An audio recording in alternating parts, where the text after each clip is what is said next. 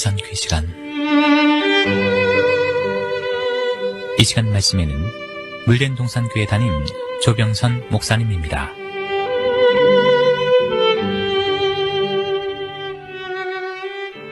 할렐루야, 조병선 목사입니다. 지금은 기도할 때이다 세 번째 시간입니다.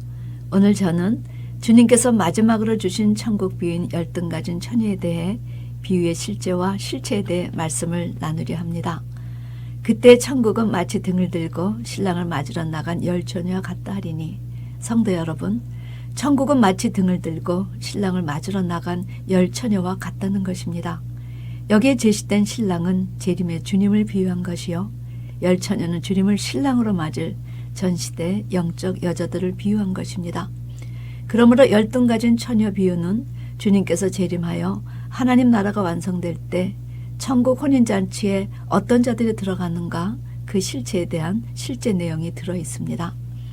예수님은 생각지 않은 때에 인자가 오실 것이니 예비하고 있게 하시기 위해서 충성되고 지혜로운 종의 비유, 달란트 비유, 양과 염소의 비유에서도 부재중이었던 집주인이 돌아와 그 종들이 사명을 다했는가 못했는가 점검하시는 내용을 여러 번 제시하셨습니다. 열등 가진 처녀에서도 신랑이 늦었지만 오셨습니다. 그러므로 등에 불 켜고 신랑을 마중 나간 처녀들은 혼인잔치에 들어갔습니다. 그러므로 2000년 전에 예언하신 천국 비유는 역사적으로 거의 다 실현되었습니다. 이제 남은 것은 전 3년 반 두중인 시대와 후 3년 반 짐승의 시대, 그리고 주님의 재림이 남았다는 사실을 기억하시기 바랍니다. 2절에서 4절 말씀, 다섯은 미련하고 다섯은 슬기 있는지라 미련한 자들은 등을 가지되 기름을 가지지 아니하고 슬기 있는 자들은 그릇에 기름을 담아 등과 함께 가지고 갔더니, 주님은 미련한 자와 슬기로운 자가 어디서 갈렸는가를 제시하여 주셨는데, 우리는 여기서 재림의 주님을 맞이하려면 그릇에 기름을 담아 등과 함께 가지고 나가야 한다는 사실을 깨닫게 됩니다. 이는 우리 신앙의 삶에는 반드시 준비해야 할 실제가 있다는 사실입니다. 제가 천국의 실제와 실체라는 두 말을 강조하는 것은 천국의 실제가 무엇인가를 올바로 깨닫고 그 실제를 행하는 사람들이 천국의 실체가 되기 때문에 강조하는 것입니다. 다섯 처녀가 슬기롭다고 주님께 칭찬을 들은 것이나 천국 혼인잔치에 입성한 것은 운이 좋아서가 아니라 신랑을 맞으러 나갈 때 그릇에 기름을 담아 등과 함께 나가 신랑을 맞이할 때 등에 불을 켜는 실제가 있었기 때문입니다. 우리는 여기서 등과 기름과 그릇이 의미하는 뜻을 알아야 합니다. 첫째, 등은 무엇을 비유한 단어인가? 여러분, 등이나 등잔은 그 안에 기름을 넣고 불을 붙여 밤의 흑암을 비춰두는 도구입니다. 구약시대 제사장은 감람유로 등불을 켜서 성전을 밝히는 것이 영원한 규례였습니다. 성경이 제시하는 교회상은 촛대교회입니다. 주님은 종말에도 대제사장 아론과 같이 순결한 등대 위에 등잔들을 끊이지 않고 어두워져가는 세상의 빛을 비추는 자가 되라 하십니다. 그렇다면 성경에서 제시하는 등의 의미는 무엇일까요? 시편 기자는 주의 말씀은 내 발의 등이요 내 길의 빛이니이다. 하나님의 말씀이 등이라고 고백했습니다. 그러나 사도 요한은 성경의 결론인 계시록 21장 23절에서 하늘에서 내려온 거룩한 성 예루살렘 성은 해와 달의 비침이 쓸데없으니 이는 하나님의 영광이 비치고 어린 양이 그 등이 되심이라 하였습니다. 이 말씀은 빛의 수장이신 예수님으로 인해 빛의 자녀들은 하나님의 영광의 빛과 예수 그리스도 자체가 등이 되심으로 이 세상 가운데서 빛의 자녀의 사명을 감당하였다는 사실을 제시하신 것입니다. 그러면 두 번째, 기름의 의미는 성경에서 기름은 성령과 말씀을 의미합니다. 하나님은 선지자를 세우실 때 항상 하나님의 신과 말씀을 주시고 세우셨습니다. 그릇에 기름을 담았다는 것은 하나님의 말씀을 마음과 생각에 기록한 새 언약 백성이 되었다는 것입니다. 이들은 원죄를 씻어 성령의 기름 부으심을 받고 하나님의 말씀과 예수의 증거를 위해 생명을 던진 자들입니다. 그렇다면 세 번째, 그릇의 의미는 무엇일까요? 성경에서 의미하는 그릇은 하나님의 말씀을 담을 마음을 비유했습니다. 주님은 사도 바울을 가리켜 내 이름을 이방인과 임금들과 이스라엘 자손들 앞에 전하기 위해 택한 나의 그릇이다 하셨습니다. 이 사실을 깨닫고 사도 바울은 큰 집, 즉 하나님의 나라는 금과 은 그릇이 있을 뿐 아니라 나무와 질그릇도 있어 귀 쓰는 것도 있고 천이 쓰는 것도 있다.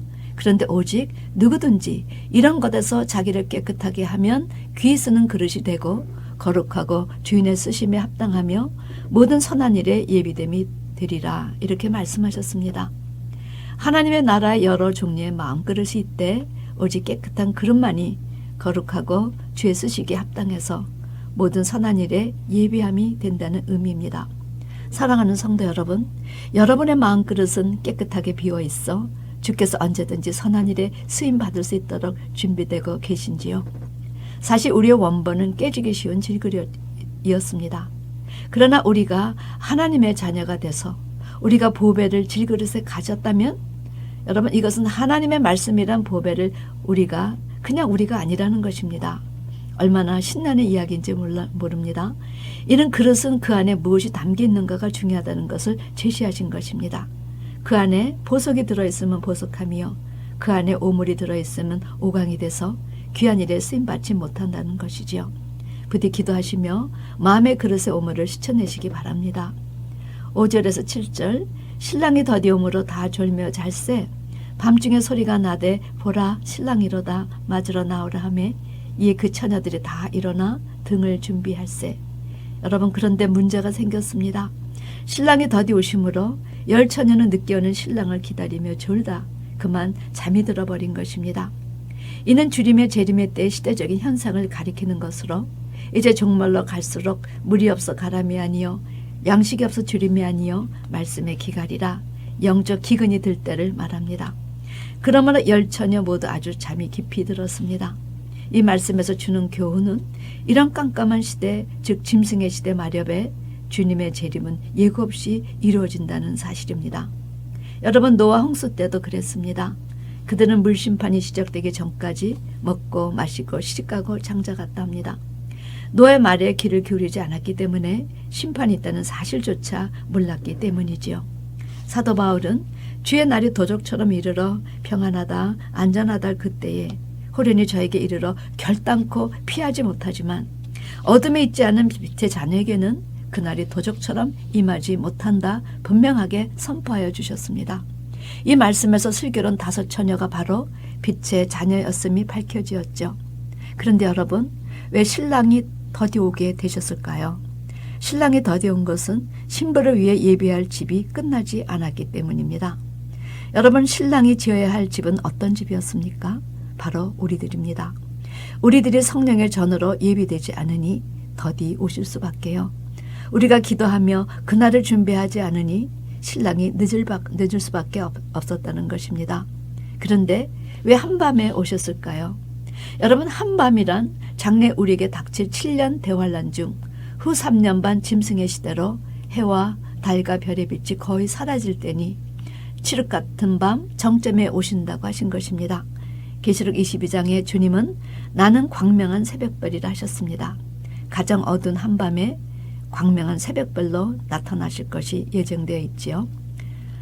7절부터 9절 말씀 이에 그 처녀들이 다 일어나 등을 준비할세 미련한 자들이 슬기는 자들에게 이르되 우리 등불이 꺼져가니 너희 기름을 좀 나눠달라 하거늘 슬기 있는 자들이 대답하여 가로되 우리와 너의 쓰기에 다 부족할까 하노니 차라리 파는 자들에게 가서 너의 쓸 것을 사라. 여러분 신랑 오실 때는 등에 불을 켜고 신랑을 맞이하러 나가야 하는데 큰일 난 것입니다. 5 처녀의 등이 꺼져가고 있었습니다.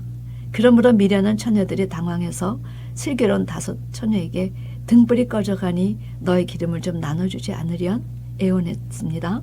그러나 그들은 이런지하에 우리와 너의 쓰기에 다 부족하면 안 되니 차라리 파는 자들에게 가서 너의 쓸 것을 사는 것을 어떻게니 거절했습니다. 여기서 슬기로운 처녀들이 거절했던 행동의 의미와 교훈은 무엇이겠습니까? 우리가 주목해야 할 단어는 공짜로 나눠달라는 말과 파는 자들에게 가서 너의 쓸 것을 사라란 말에 대조되는 내용입니다.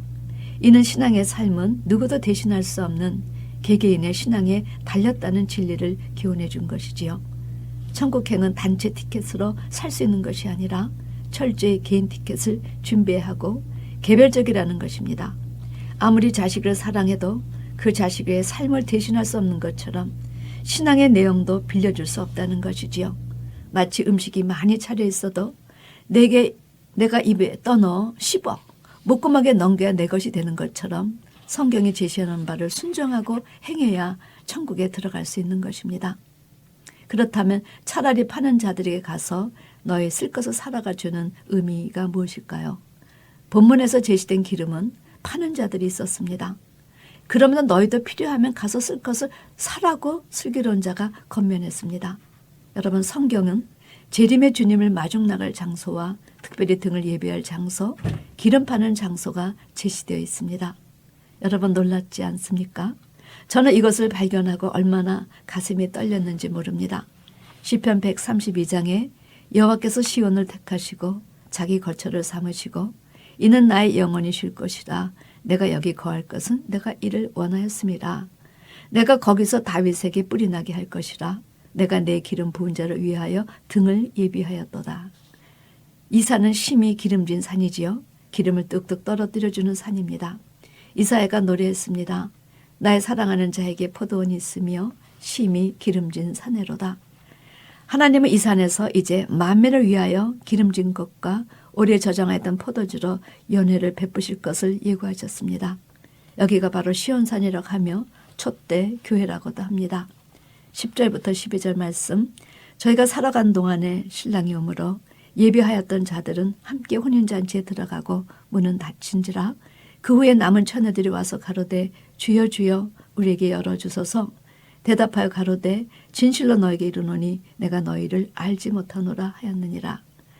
5 처녀들이 드디어 기름을 사갖고 왔습니다. 그러나 신랑은 문을 열어주지 않았습니다. 더욱 나는 너를 도무지 모른다는 그런 주님의 독백만 공하게 저희들에게 들려왔을 뿐입니다. 주님께서는 이 하나님의 나라 입성의 기회는 전천후 단 한 번 기름을 준비하고 등에 불을 밝히는 기간은 신랑이 오기 전까지, 만약 게을러 그때를 놓쳐 그러면 기회는 영원히 오지 않는다고 말씀해 주십니다. 여기서 우리가 깨달아야 될 교훈은 혼인잔치의 문은 오직 한 번만 열린다는 것입니다. 성도 여러분, 우리는 하나님의 때와 시간 그리고 하나님의 방법을 알아야 합니다. 이들 미련한 처녀들은 늦었지만 기름 파는 장소를 알고 찾아갔습니다. 신랑을 마중 나갈 장소도 알고 있었습니다. 그러나 마음에 하나님의 말씀을 가지고 빛의 자녀의 사명을 감당하지 못하였기에 천국 입성에 실패한 것입니다.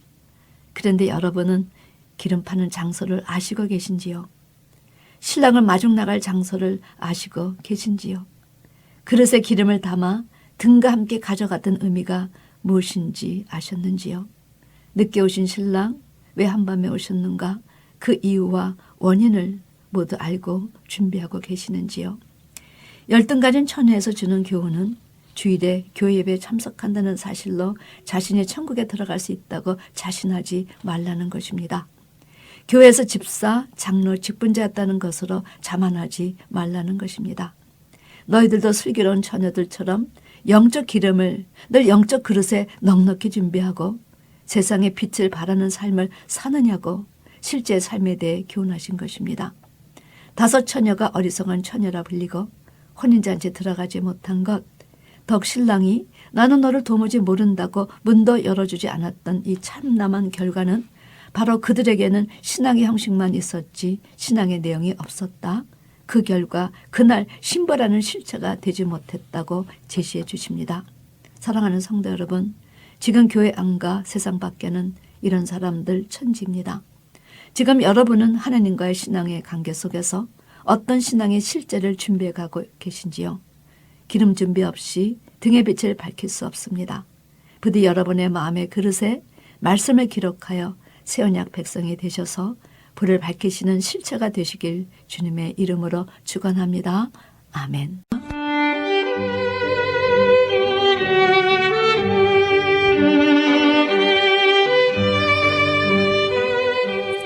지금까지 말씀에 물된 동산교회 담임 조병선 목사님이었습니다.